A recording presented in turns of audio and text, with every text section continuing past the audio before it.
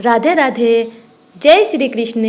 मंगलम भगवान विष्णु मंगलम गरुड़ध्वज मंगलम पुंडरीकाक्ष मंगलाय तनोहरि।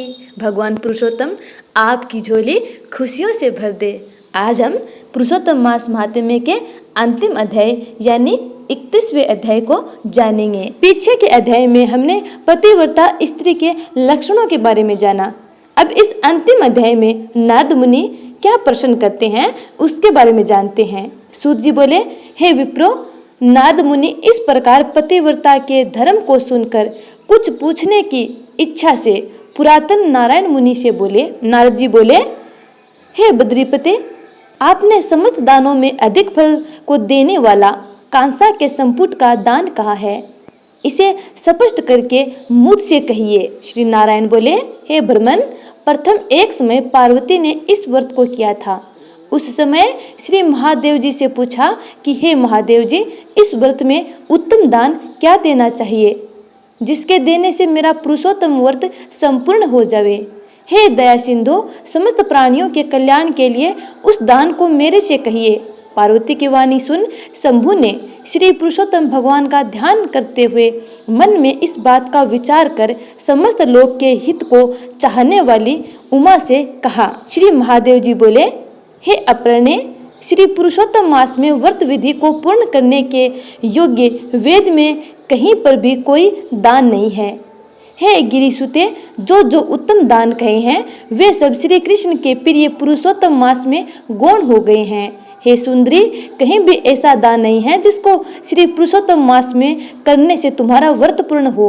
हे अंगने, इस पुरुषोत्तम मास व्रत की पूर्ति के लिए संपुटाकार ब्रह्मांड का दान है, उसको देना चाहिए। हे वरानने, वह दान किसी से देने योग्य नहीं है। इस ब्रह्मांड के बदले में कांसे का संपुट बनाकर हे प्रिय, उसके भीतर प्रसन्नता से 30 मालपुआ रखकर 7 तंतु से बांधकर विधि पूर्वक पूजन करके व्रत पूर्ति के लिए विद्वान ब्राह्मण को देवें।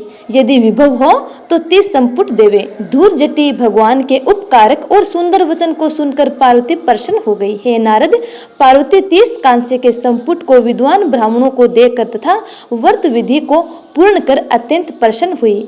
सूत जी बोले, हे विप्रलोग, इस प्रकार नारद मुनि नारायण की वाणी सुनकर अत्यंत तृप्त हो बारंबार नमस्कार कर पुनः बोले। नारद मुनि बोले, सब साधनों से श्रेष्ठ यह पुरुषोत्तम मास है। इसका उत्तम महात्म्य सुन मेरे को ऐसा निश्चय हुआ है, केवल भक्ति पूर्वक श्रवण करने से भी मनुष्य के महान पापों का क्षय हो जाता है, तो श्रद्धा और विधि से करने वाले का फिर कहना ही क्या, ऐसा मेरा मत है। इसके बाद मेरे को सुनने को कुछ भी शेष नहीं रहा है, क्योंकि अमृत से तृप्त मनुष्य दूसरे जल की इच्छा नहीं करता है। सूत जी बोले, मुनि श्रेष्ठ विप्र नारद जी इस प्रकार कहकर चुप हो गए और प्राचीन मुनि नारायण के श्रेष्ठ चरण कमल को नमस्कार किए। जो प्राणी इस भारतवर्ष में जन्म को प्राप्त कर उत्तम श्री पुरुषोत्तम मास का सेवन नहीं करता है, न श्रवण करते हैं, वे मनुष्य घर में आसक्त रहने वाले मनुष्यों में अधम है।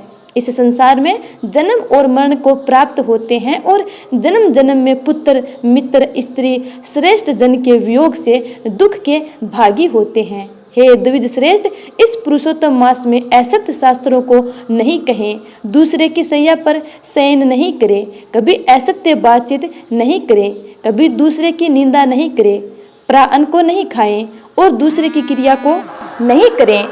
सठता त्याग ब्राह्मण को दान देवें। धन रहने पर सठता करने वाला रोरव नरक को जाता है।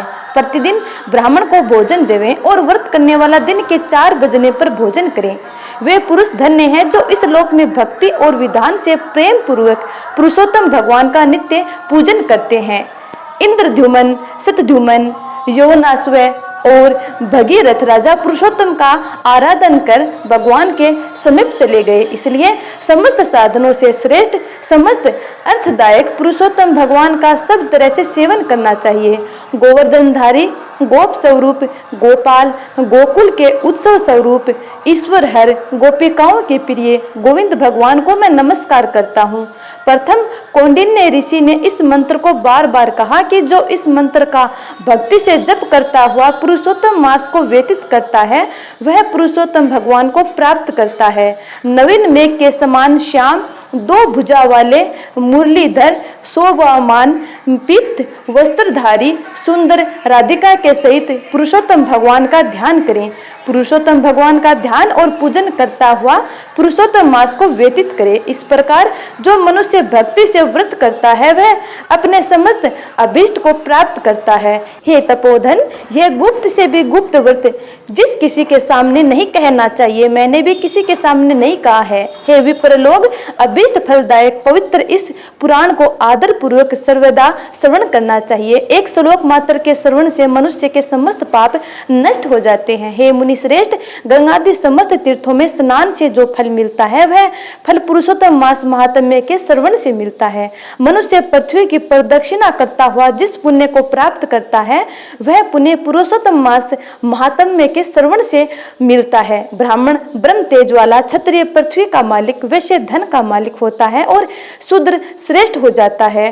और जो दूसरे पशुचर्या में तत्पर किरात, हूण आदि हैं वे सब पुरुषोत्तम मास के महात्म्य श्रवण से मुक्ति को प्राप्त करते हैं। जो पुरुषोत्तम मास के महात्म्य को लिखकर और वस्त्र आभूषण आदि से भूषित कर विधि पूर्वक ब्राह्मण को देता है वह तीनों कुलों का उद्धार करके जहाँ पर गोपिकाओं के समूह से गिरे हुए पुरुषोत्तम भगवान हैं ऐसे दुर्लभ गोलोक को जाता है। जो इस उत्तम महात्म्य को लिखकर घर में रखता है उसके घर में समस्त तीर्थ निरंतर विलास करते हैं। अनंत पुण्य को देने वाले महीनों में श्रेष्ठ पुरुषोत्तम मास के महात्म्य को सुन समस्त मुनि लोग आश्चर्य करने लगे और वे भगवान की चरण सेवा में अत्यंत निपुण मुनि लोग विनय पूर्वक सूत जी के पुत्र से बोले।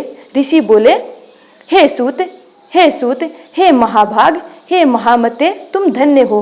तुम्हारे मुख से अमृत पान कर हम सब अत्यंत कृतार्थ हो गए। हे सूत, हे पौराणिकों में शिरोमणि, तुम सदा चिरंजीवी हो और तुम्हारी कीर्ति निरंतर जगत में पवित्रों को भी पवित्र करने वाली हो। तुम्हारे मुख कमल से निकले हुए श्री मुकुंद के कथामृत के पान में लोल नैमिषारण्य में स्थित मुनिंद्रों द्वारा आपके लिए अत्यंत पूज्य ब्रह्मा का आसन दिया गया है।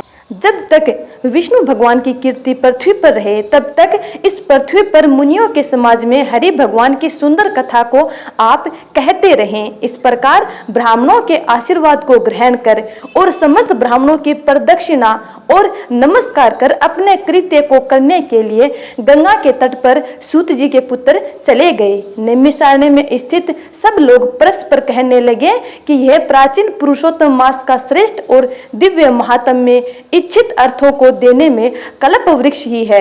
तो हे भक्तजनों, पुरुषोत्तम मास यानी अधिक मास महात्म्य की कथा का यहीं पे समापन होता है। निर्मल मन से राधा कृष्ण का ध्यान करें। इस अति पावन मंगलकारी शरीर से ज्यादा कुछ न कर सको तो सिर्फ उनका नाम और उनका ध्यान करें। नाम आप कोई भी काम करते हुए अपने मन में ले सकते हैं। ज्यादा मुश्किल मंत्र जपने में परेशानी हो तो सिर्फ श्री राधे का जाप करिए, आपकी सारी मुश्किलें आसान हो जाएंगी। गुप्त रूप से प्रेम रूपी सरकार को मनाएं। अगर वो मान गए तो आपका जीवन प्रेम, खुशियों और वैभवता से भर देंगे। बोलो श्री युगल सरकार, श्री राधे कृष्ण की जय, राधे कृष्ण की जय, राधे कृष्ण की जय।